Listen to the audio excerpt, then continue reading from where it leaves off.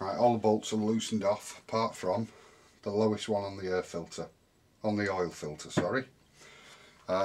These two bolts actually holding the casings on. That one just holds that oil filter cover. Again,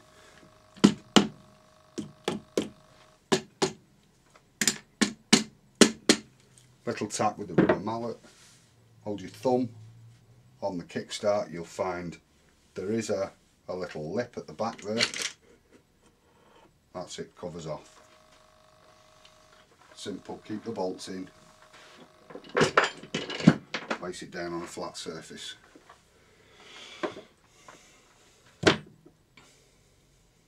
Right, we'll go through taking the clutch apart. I'm going to undo all these bolts and then we'll come back.